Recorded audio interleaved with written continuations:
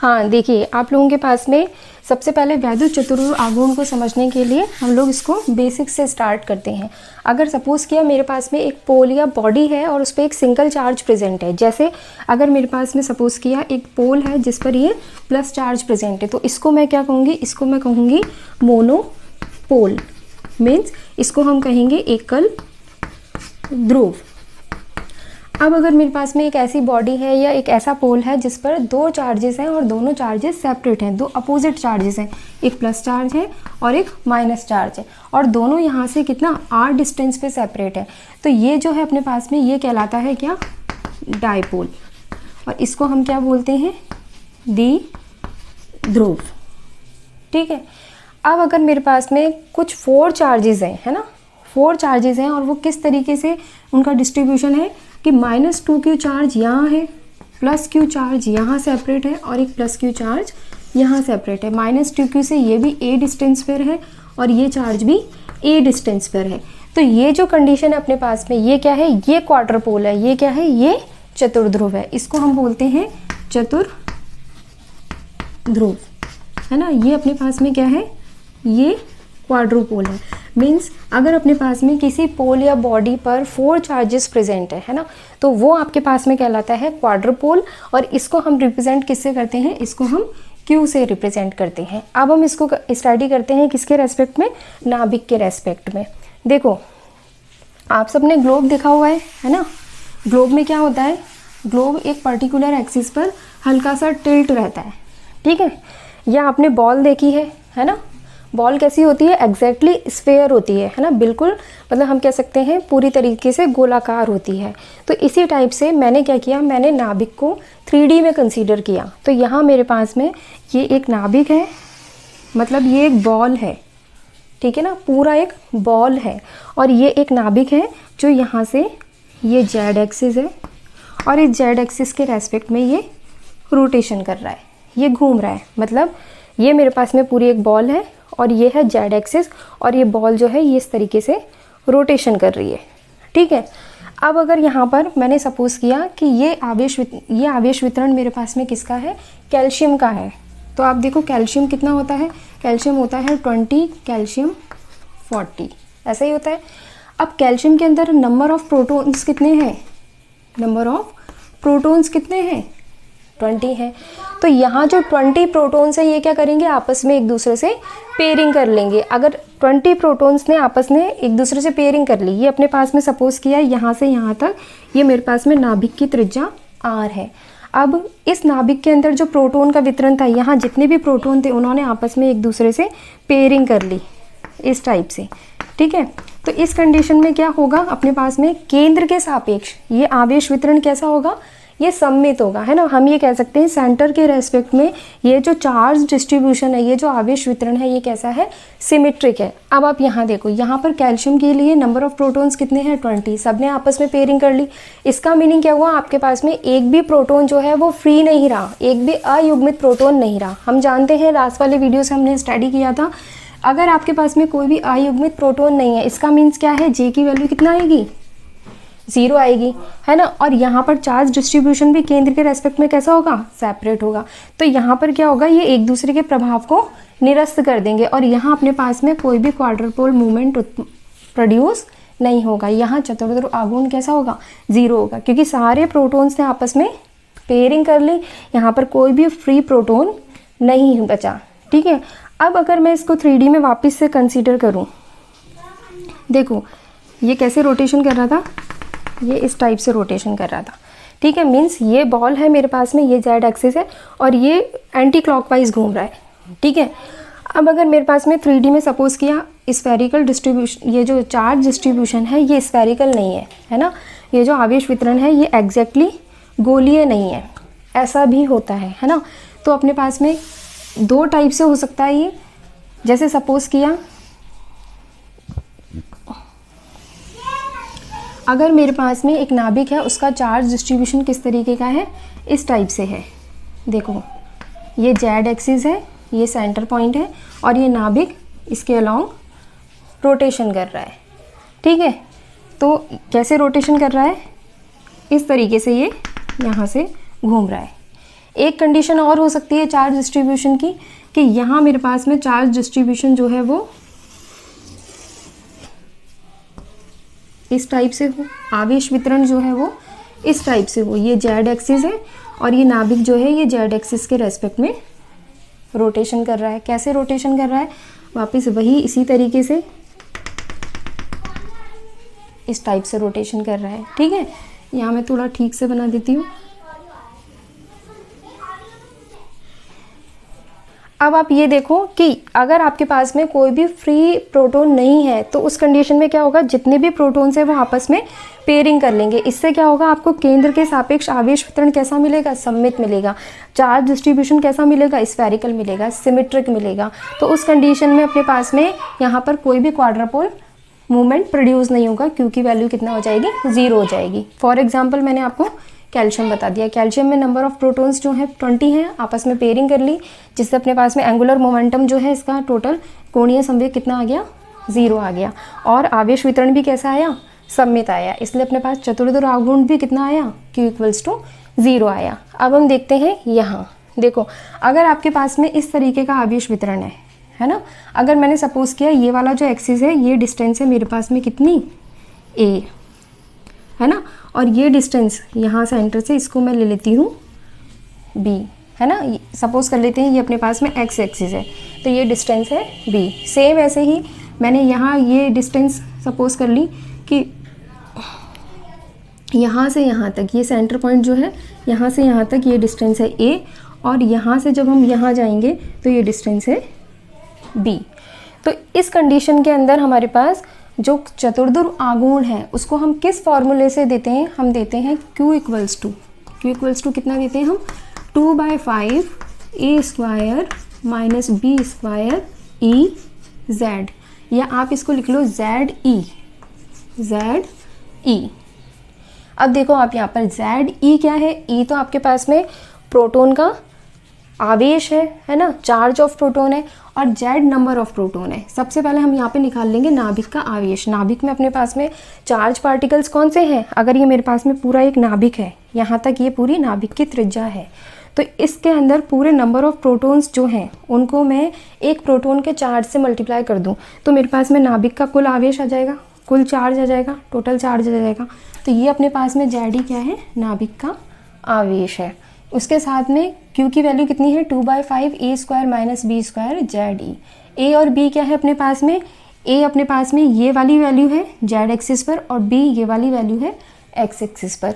तो अगर मेरे पास में कंडीशन, ये वाली कंडीशन कौन सी है, A > B है, A ज़्यादा है ना यहाँ पे B के रेस्पेक्ट में, तो जब आपके पास में A > B है तो Q की वैल्यू कैसा आएगी, >0 आएगी, है ना। Q कैसा आएगा, पॉजिटिव आएगा। सेकेंड थिंग, अगर मेरे पास में यहाँ देखो, यहाँ A कैसा है, छोटा है ना B के रेस्पेक्ट में, अगर मेरे पास में A B है, अगर चार्ज डिस्ट्रीब्यूशन इस टाइप का है तो Q की वैल्यू कितना आएगी, Q कैसा आएगा, <0 आएगा। ठीक है, तो यहाँ अपने पास में देखो, ये अपने पास में एग्जैक्टली कैसा शेप है, स्फेरिकल शेप है, एग्जैक्टली गोलीय शेप है ना।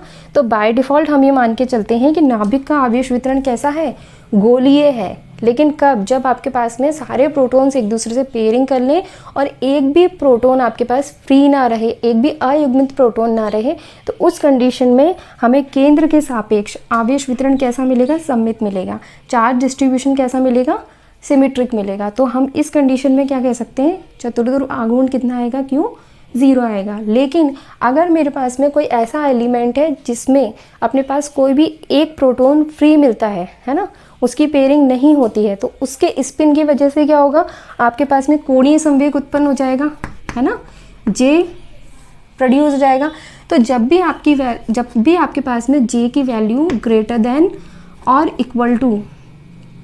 >1 होगी, है ना, जब भी J की वैल्यू >1 होगी तो आपको यहाँ पर दो टाइप के चार्ज डिस्ट्रीब्यूशन मिलेंगे।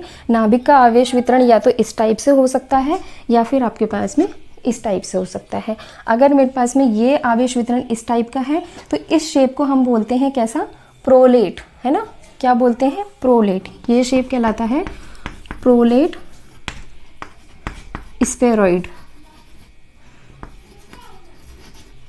ठीक है, मतलब हम इसे कहते हैं दीर्घाक्ष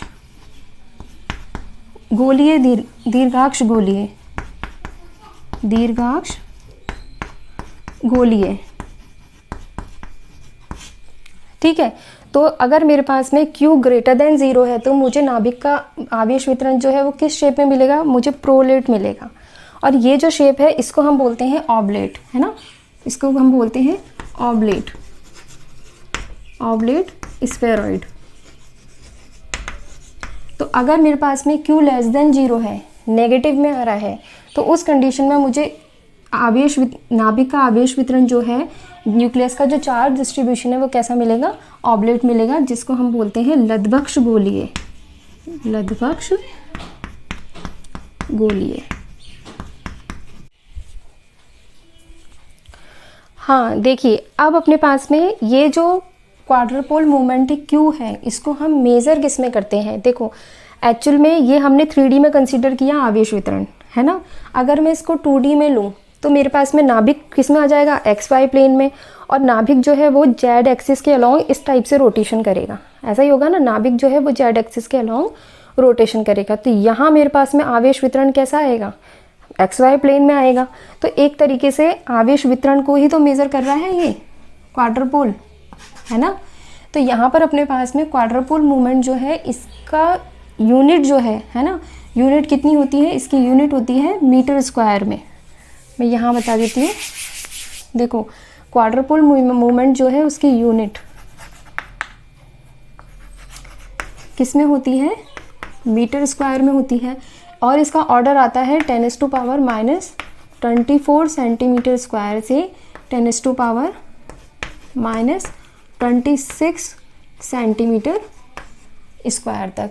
तो इसको मेज़र करने के लिए हम एक यूनिट का यूज़ करते हैं जिसको हम बोलते हैं बार्न, जहाँ हमारे पास में 1 बार्न इक्वल्स टू कितना होता है, 10⁻⁻24 सेंटीमीटर स्क्वायर, और we can say 10⁻⁻28 metre square. ठीक है, तो यहाँ हमें क्लियर हो गया क्वाड्रपोल मूवमेंट जो है Q से रिप्रेजेंट करते हैं। अगर मेरे पास में नंबर ऑफ चार्जेस कितने हैं, 4 हैं, तो ये अपने पास में किसका निर्माण करेंगे, चतुर्ध्रुव का निर्माण करेंगे।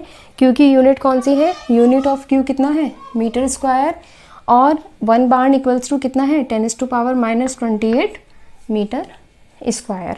अब हम लोग इसका एक्सप्रेशन डिराइव करते हैं कि हमारे पास में Q जो है वो कैसे कैलकुलेट होगा।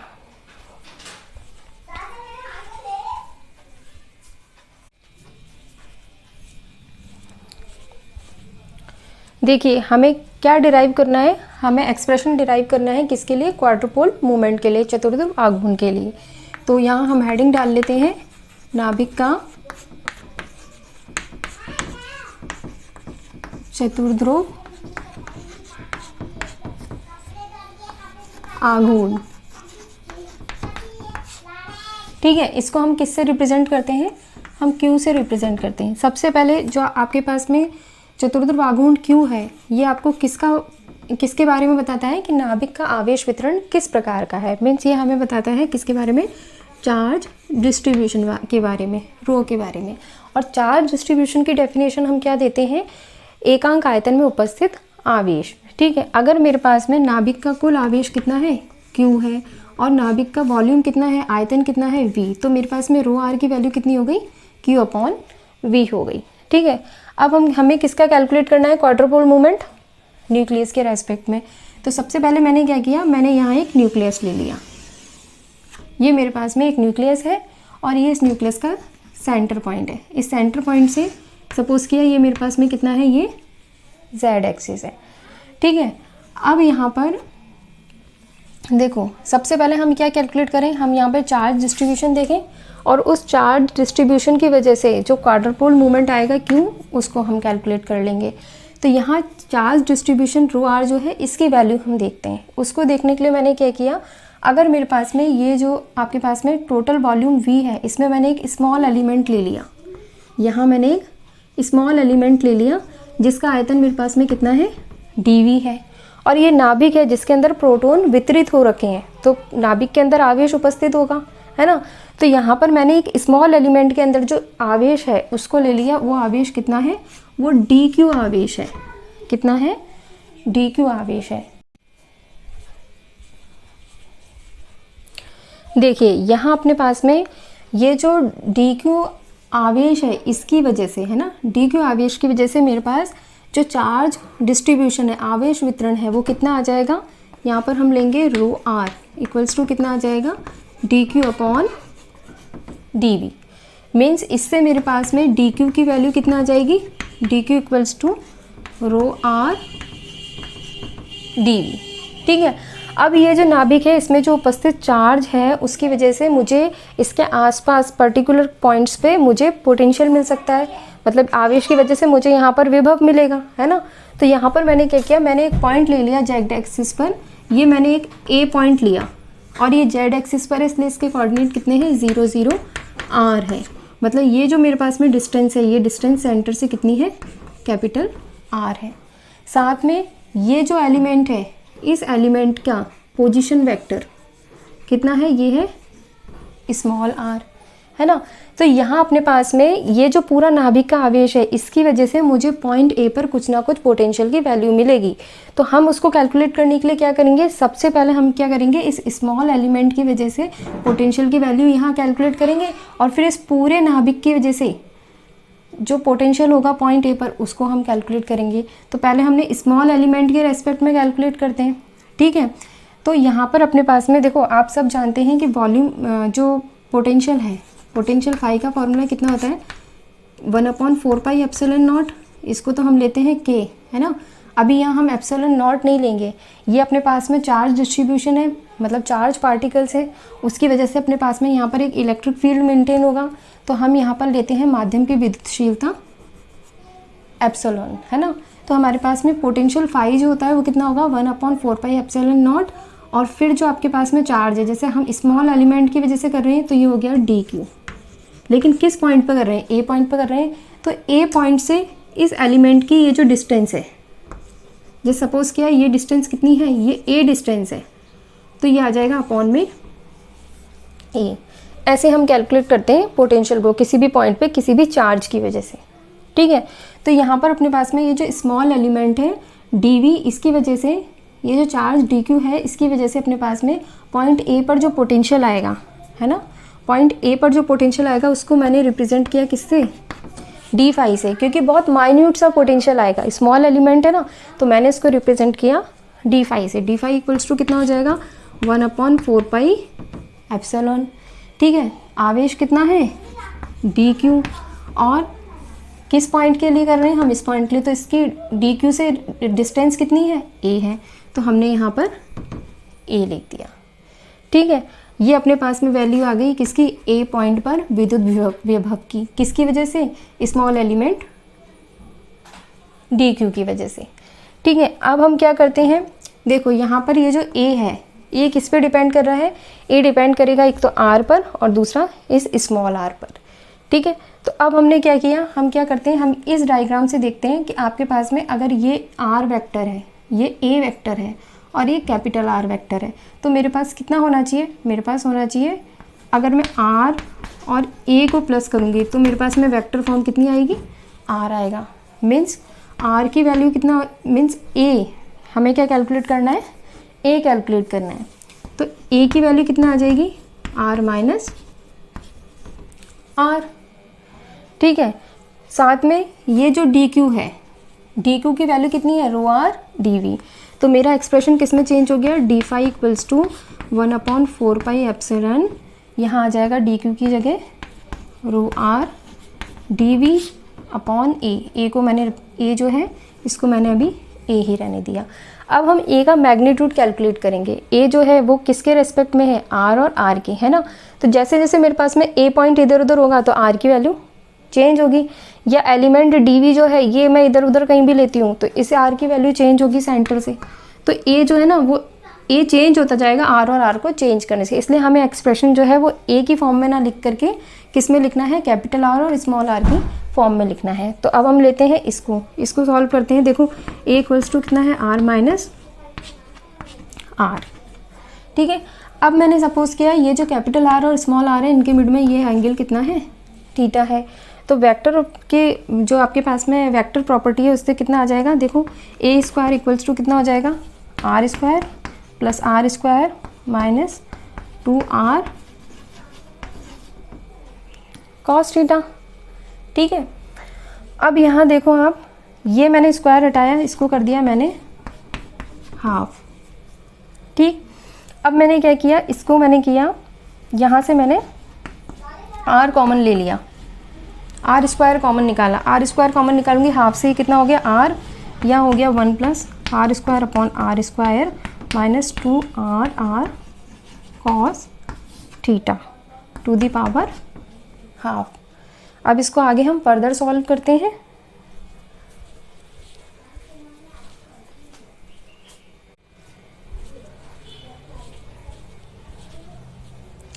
देखिए यहाँ अपने पास में इसको मैं अगर 1/a लेती हूँ, कितना हो जाएगा ये 1/a इक्वल्स टू 1/r। यहाँ कितना हो जाएगा 1 plus are square upon r square minus 2। अच्छा, यहाँ पर हम लोग जब आर स्क्वायर कॉमन लेंगे तो ये वाली टर्म जो है ये हो जाएगी r/r। ठीक है, यहाँ भी हो जाएगा r/r। रियली वेरी सॉरी, यहाँ हो जाएगा cos theta to the power minus half. ठीक है, अब हमने क्या किया, देखो आप लोगों के पास में जो ये नाभिक था है ना, इसमें ये स्मॉल एलिमेंट dv था जिसकी सेंटर पॉइंट से ये डिस्टेंस कितनी थी r, और ये वाला डिस्टेंस जो a पॉइंट पर z एक्सिस पर था है ना, ये डिस्टेंस था अपने पास में कैसा, कैपिटल R। तो यहाँ हमारे पास में कैपिटल R जो है that is very very greater than in comparison to R। तो आप यहाँ पर बाइनोमियल एक्सपेंशन यूज़ कर सकते हैं। तो यहाँ अपने पास में हमने बाइनोमियल एक्सपेंशन यूज़ किया, 1/a equals to 1/r। 1 plus कितना होता है n(x), इसको हम x सपोज कर लेते हैं है ना, तो n कितना आ गया माइनस हाफ, x की वैल्यू कितना आ गई r square upon r square minus 2r cos theta है ना, ये आ गया nx। और इसको मैं हटा देती हूँ अभी, तो ये कितना आ जाएगा आपके पास में प्लस कितना होता है n(-1 फैक्टोरियल 2 है ना, तो n कितना है आपके पास में n-1 और ये आ जाएगा फैक्टोरियल 2, फिर आता है x स्क्वायर, इसका स्क्वायर। तो ये देखो ये हो गया माइनस हाफ, ये हो जाएगा माइनस 3/2 और ये कितना हो जाएगा 2, माइनस माइनस प्लस, तो ये आ जाएगा 3/8। ठीक है, तो ये अपने पास में आ गया 3/8। यहाँ से कितना आ जाएगा r square upon r square. अच्छा, इसका स्क्वायर करना है ना, एक्स स्क्वायर की टर्म आती है तो मैं इस पूरे का स्क्वायर कर देती हूँ, r to the power 4 minus 2 कितना हो जाएगा 2 2 जा 4, 2 वाली टर्म ली हमने r³ upon r³ cos theta. ठीक है, साथ में यहाँ प्लस में कितना आ जाएगा 2 2 जा 4 r square upon r square cos square theta. इसके साथ में और टर्म्स भी आएंगी। ठीक है, अब हम क्या करेंगे, इसको मैं रफ कर देती हूँ। देखो 1/a इक्वल्स टू 1/r, इसको थोड़ा सा सिमेट्रिक कर लेते हैं, यहाँ आ जाएगा 1 प्लस। अब आप यहाँ पर देखो ये जो हायर टर्म्स है इनको हम नेगलेक्ट कर देंगे। क्यों कर देंगे, क्योंकि आपके पास में r ग्रेटर देन r था। ठीक है, तो आपके पास में r/r कैसा हो जाएगा, बहुत ही स्मॉल बनेगा, जिसकी हाईएस्ट पावर होंगी r टू दी पावर 4 या r to the power cube upon cube, ये कैसी होंगी बहुत स्मॉल हो जाएंगी, तो हम इनको नेगलेक्ट कर सकते हैं। तो हायर टर्म्स को हमने नेगलेक्ट कर दिया। अब आप देखो यहाँ पर मैं कॉमन लेती हूँ r square upon r square. ठीक है, तो यहाँ पर मेरे पास में एक फैक्टर आया -1/2 और हम देखते हैं r स्क्वायर कहाँ आ रहा है, इसमें आ रहा है ना। तो यहाँ देखो 3/8 इसके बाहर है, मतलब ये ऐसे है 3/8 4r square upon r square cos square theta. तो r square upon r square तो हमने कॉमन ले लिया, यहाँ से कितना बचेगा 4 1 जा 4 4 2 जा 8, तो 3/2 कॉस स्क्वायर थीटा। ठीक है, एक टर्म ये आ जाएगी, और एक टर्म अपने पास में ये आएगी आर बाय आर की, ये भी ले लेते हैं, है ना। तो यहाँ मैंने लिया आर अपॉन आर, तो आर बाय आर लोगे तो माइनस माइनस प्लस, 2 से 2 कैंसिल, तो कितना आ गया कॉस थीटा। ठीक है, उसके हायर टर्म्स जो थी वो हमने नेगलेक्ट कर दी। अब इसको हम थोड़ा सा सिमेट्रिक फॉर्म में लिख लेते हैं। देखो ये आ जाएगा 1 अपॉन ए इक्वल्स टू, इस आर को हमने अंदर लिया तो कितना आ जाएगा 1 अपॉन आर प्लस, अब ये यहाँ गया तो कितना आ जाएगा r upon r square cos theta plus कितना आ जाएगा आर स्क्वायर, इसको इस टर्म से किया r square upon r cube, है ना। और 2 भी दोनों में से कॉमन ले लेते हैं, मैंने यहाँ 2 कॉमन ले लिया, कितना आ गया 3 cos square theta minus 1, 3 cos square theta minus 1। अब आपके पास जो एक्सप्रेशन था वहाँ हमारे पास में डी फाई की वैल्यू कितना आई थी, डी फाई आया था 1 upon 4 pi epsilon not, D Q को हमने रिप्लेस कर दिया था रो आर डी वी से, और यहाँ वैल्यू कितनी थी ए। तो अगर हम यहाँ पर 1 अपॉन ए की वैल्यू रखें तो ये एक्सप्रेशन किस में चेंज हो जाएगा, देखो ये एक्सप्रेशन चेंज हो जाएगा, यहाँ हम ले लेते हैं, ये हो जाएगा d phi equals to 1 upon 4 pi epsilon, है ना, 4 pi epsilon rho R D v, और ब्रैकेट में 1 अपॉन ए की ये वैल्यू आ जाएगी, कितना आ जाएगा 1 upon are plus r by r square cos theta plus r cube, sorry r square 2 are cube 3 cos square theta minus 1, ये एक्सप्रेशन आ जाएगा।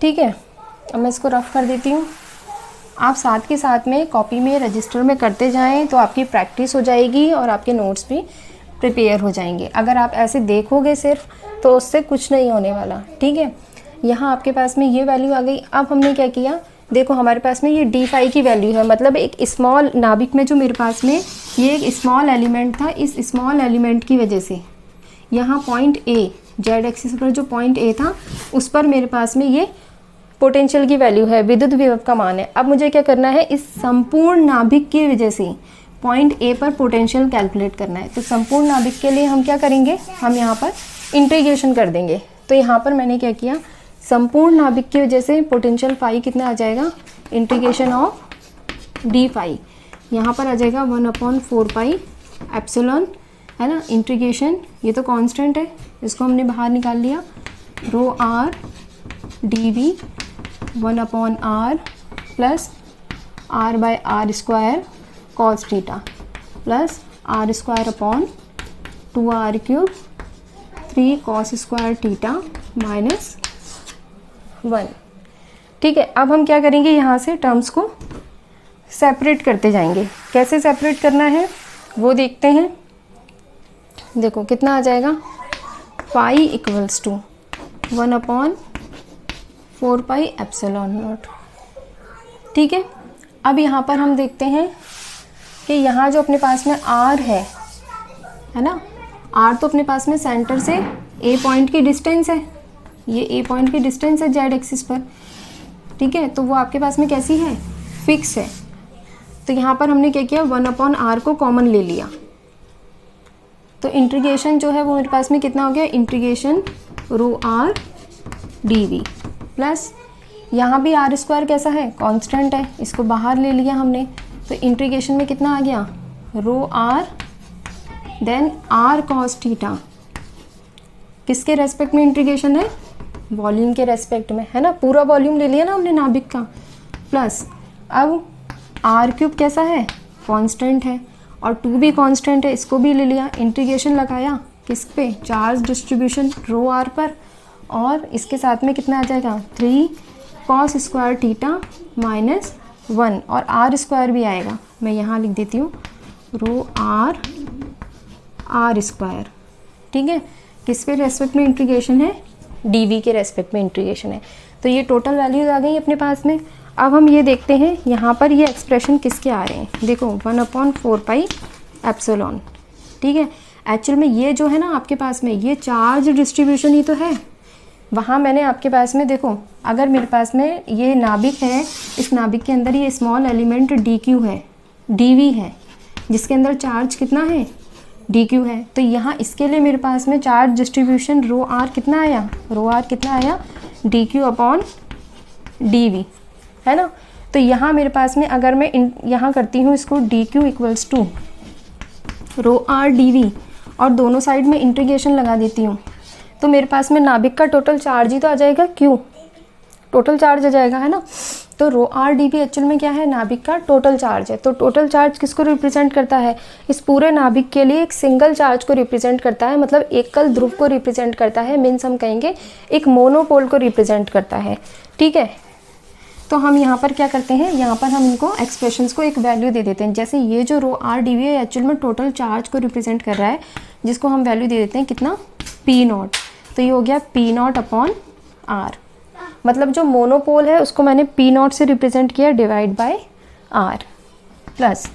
अब देखो आप यहाँ पर ये जो वैल्यू है ρr r cos theta dV, ये वैल्यू आप लोगों ने डाइपोल जब स्टडी किया होगा, डाइपोल मोमेंट, वहाँ ये एक्सप्रेशन आता है ना। वहाँ अपने पास में ये एक्सप्रेशन आता है, कैसे आता है, देखो आपके पास में जो द्विध्रुव होता है P, वो कितना होता है Q.D, जिसको आप क्या लिखते हैं, QD cos थीटा। तो यहाँ पर देखो ρr dV, ये भी तो क्या है, ये Q ही तो है, ये टोटल चार्ज ही तो है, और D cos थीटा क्या है, ये R cos थीटा है। इसका मतलब ये जो पूरी टर्म है ये किसको रिप्रेजेंट कर रही है, ये डायपोल को रिप्रेजेंट कर रही है, जिसको हम लिखते हैं P = Q.D QD cos theta. तो इसका मतलब ये किसको रिप्रेजेंट कर रही है, डायपोल को। ये रिप्रेजेंट कर रही है टोटल चार्ज को, मोनोपोल को, और ये रिप्रेजेंट कर रही है किसको, डायपोल को, द्विध्रुव को। तो इसको मैंने वैल्यू दे दी P1/ एक्सप्रेशन में कितना आ रहा है, r² प्लस यहाँ कांस्टेंट कितना है 2r3, है ना। ये जो वैल्यू है ये एक्सप्रेशन है आपके पास में क्वाड्रपोल मूवमेंट का। ये किसका एक्सप्रेशन है, क्वाड्रपोल मूवमेंट का। यहाँ भी देखो ρr dV जो है ये चार्ज को रिप्रेजेंट कर रहा है, और ये जो वैल्यू आ रही है ये टोटल एक्सप्रेशन किसके लिए है, क्वाड्रपोल मूवमेंट के लिए, जिसको मैंने दे दिया यहाँ P2। अब हम यहाँ पर समझेंगे, अब हमें एक चीज़ क्लियर हो गई कि यहाँ पर अपने पास में जो नाभिक है ना, नाभिक के आवेश के कारण, ये मेरे पास में जो नाभिक है, इस नाभिक के पूरे आवेश के कारण, इस पूरे आवेश के कारण जेड एक्सिस पर जो पॉइंट A है, इस पर जो अपने पास में पोटेंशियल आएगा, पोटेंशियल फाई की वैल्यू आएगी, वो विद्युत विभव जो है वो किस पे डिपेंड करेगा, वो इस पूरे नाभिक के मोनोपोल पे डिपेंड करेगा, एकल ध्रुव पे, मतलब इसका जो आवेश वितरण है उस पर भी डिपेंड करेगा, ठीक है। मोनोपोल पे भी डिपेंड करेगा, डायपोल पे भी डिपेंड करेगा, और क्वाड्रुपोल पे भी डिपेंड करेगा। उससे अपने पास में बिंदु A पर टोटल विभव का मान आएगा, ठीक है। अब हम डिस्कस करते हैं P0, P1 और P2, मीन्स मोनोपोल, डायपोल और क्वाड्रुपोल को, एकल ध्रुव, द्विध्रुव और चतुर्ध्रुव को।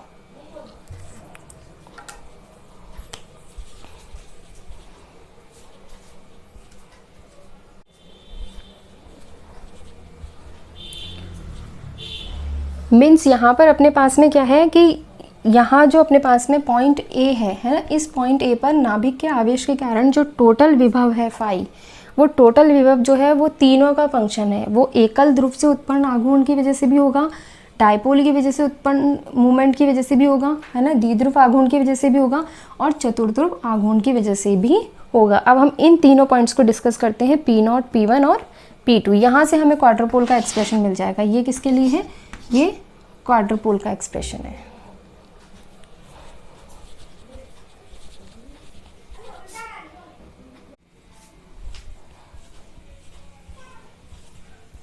देखिए यहाँ अपने पास में ये जो वैल्यू आई, ये तो टोटल विभव की आई बिंदु A पर, किसकी वजह से, नाभिक के आवेश वितरण की वजह से, ठीक है।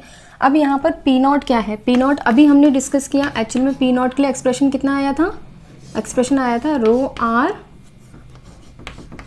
dV, है ना। और हमने देखा कि ये अपने पास में कितना था, टोटल चार्ज ही तो था, रो आर कितना आया था हमारे पास में, d q upon d v आया था। यहाँ से हमने डी क्यू लिखा, कितना आ जाएगा, रो आर डी वी। तो यहाँ आप इंटीग्रेट करोगे तो नाभिक का टोटल चार्ज क्यू आ जाएगा। इसको अभी मैं क्यू नहीं लिखती क्योंकि हम क्वाड्रुपोल को कैपिटल क्यू से रिप्रेजेंट कर रहे हैं, है ना। इसको कुछ अलग लिख देते हैं हम, है ना, नाभिक का कुल आवेश लिख देते हैं। तो एक्चुअल में पी नॉट जो है वो रो आर डी वी, वो आपके पास में वैल्यू किसकी है, नाभिक के कुल आवेश की। ये हमें देगा नाभिक का कुल आवेश, ठीक है। सेकंड हम लेते हैं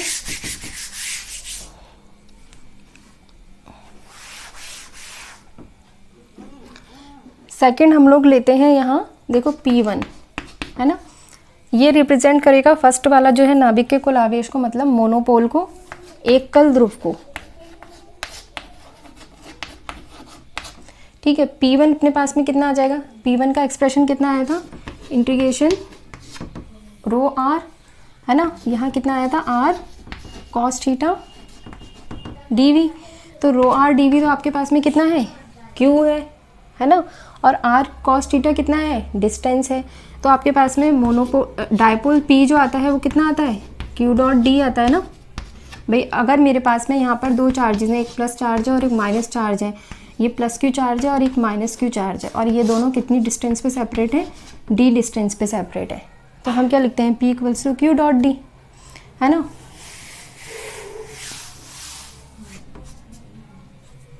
तो यहाँ अपने पास में ये एक्चुअल में ये किसको शो कर रहा है, ये हमें दे रहा है द्विध्रुव, किसकी वैल्यू दे रहा है, डायपोल मोमेंट की। अब हम लेते हैं थर्ड एक्सप्रेशन। थर्ड आपके पास में क्या आया था, P2, है ना। P2 कितना था अपने पास में, integration rho R D v, यहाँ कितना था, आर स्क्वायर, है ना, 3 कॉस स्क्वायर थीटा माइनस 1, यही एक्सप्रेशन था, है ना। इसको मैं यहाँ ले लेती हूँ। तो ये आपके पास में रिप्रेजेंट कर रहा है किसको, क्वाड्रुपोल मूवमेंट को, मीन्स नाभिक के कारण, नाभिक के आवेश वितरण के कारण उत्पन्न चतुर्ध्रुव आघूर्ण को, ठीक है।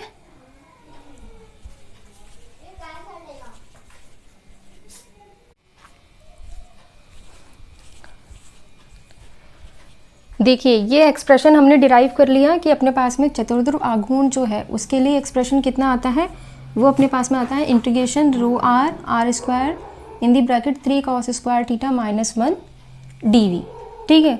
अब एक बात आती है, हमने लास्ट वाले वीडियो में जो स्टडी किया था, अगर यहाँ पर आपके पास में ये नाभिक है ना, जैसे ये एक नाभिक है और ये इस जेड एक्सिस के अलोंग रोटेशन कर रहा है ना, तो यहाँ ये इस जेड एक्सिस के अलोंग रोटेशन कर रहा है। तो मैंने आपको लास्ट वीडियो में बताया था, अगर ये मेरे पास नाभिक है, ये जेड एक्सिस है, इसके रेस्पेक्ट में ये रोटेशन कर रहा है, ठीक।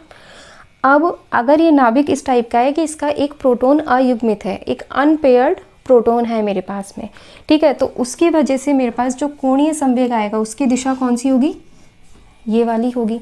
जैसे सपोज किया ये मेरे पास में सेंटर है नाभिक का O, ये ओ जेड एक्सिस है और ये मेरे पास में ओ जेड डैश एक्सिस है, जिसके रेस्पेक्ट में मैं यहाँ से जो भी अनपेयर्ड प्रोटॉन है, अयुग्मित प्रोटॉन है, उसकी वजह से उत्पन्न होने वाला कोणीय संवेग जो एंगुलर मोमेंटम है उस जे को कैलकुलेट करूँगी।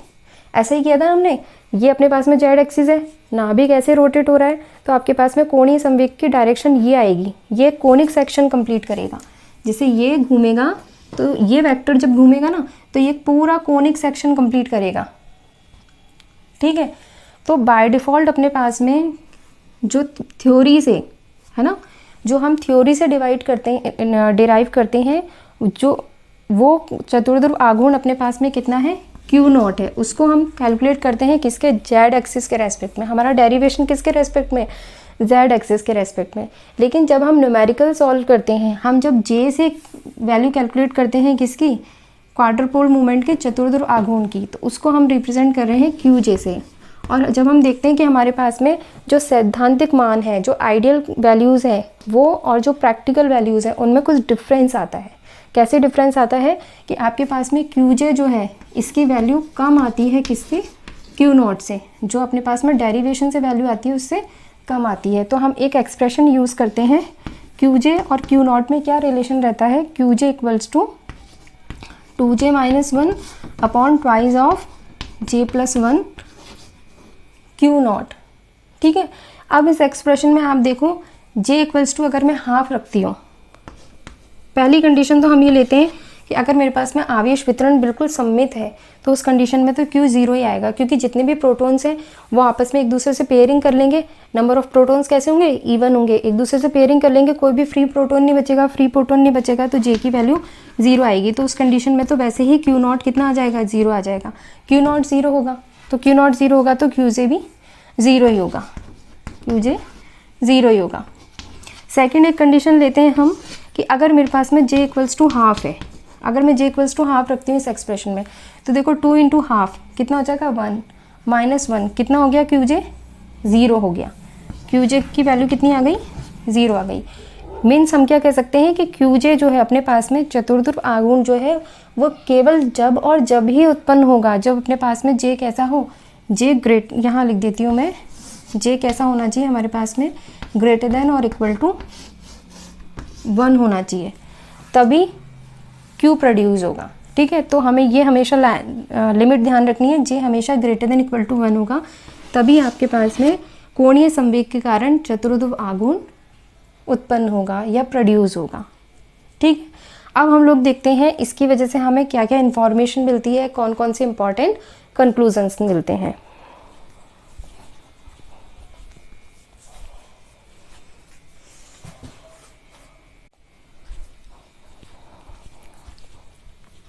देखिए, दो इंपॉर्टेंट कंक्लूजन क्या है, मैंने आपको बोला था हमेशा आप क्या करो, नोट्स बनाने के साथ साथ में कुछ टिप्स बनाओ, जिन टिप्स को आप रीड करो और एग्जाम में आप उससे पूरा पैराग्राफ लिख दो, है ना।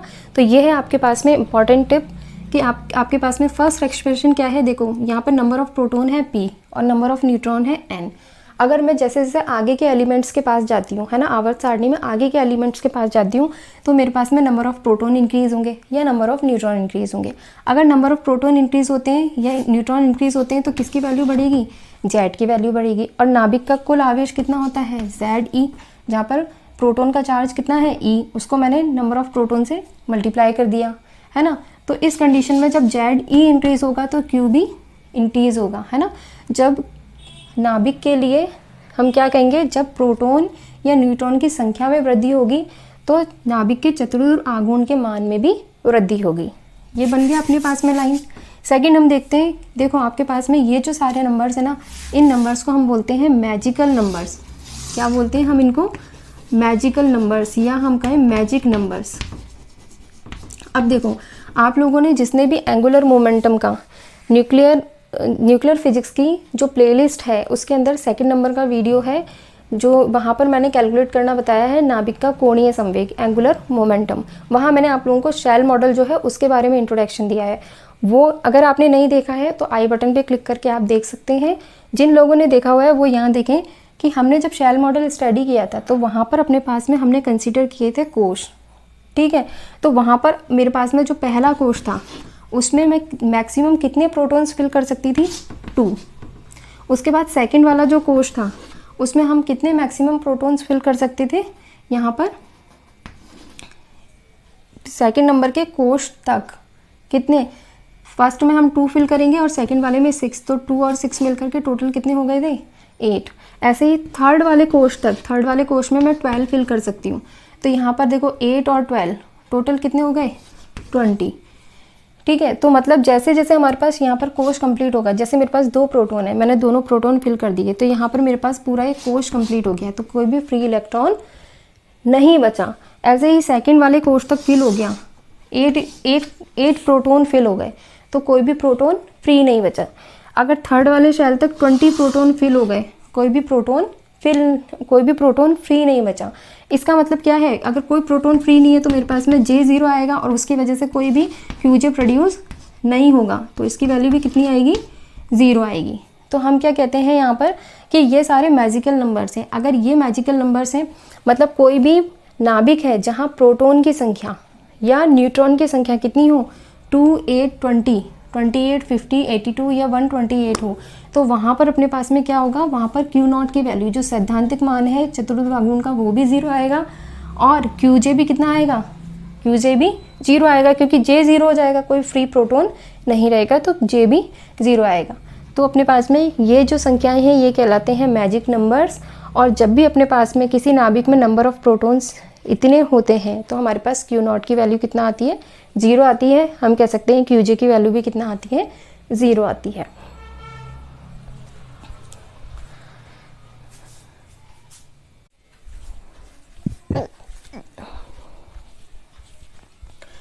जब आपके पास में यहाँ क्यू नॉट इक्वल्स टू 0 होगा, इसका मतलब आपके पास आवेश वितरण कैसा होगा, गोलीय सममित होगा, है ना। ये भी हमने लिंक कर लिया कि अगर आपके पास में Z या N की वैल्यू Z इक्वल्स टू या number of proton N equals to ये होता है, तो चतुर्भुज आघूर्ण 0 आएगा और आवेश वितरण कैसा होगा, गोलीय सममित होगा, स्फेरिकली सिमेट्रिक होगा। ठीक है। अगर आपको मेरा वीडियो अच्छा लगा हो तो चैनल को ज़रूर सब्सक्राइब करके जाना। मिलते हैं नेक्स्ट वीडियो में, तब तक के लिए आप अपनी पढ़ाई करते रहें। All the very best, bye bye.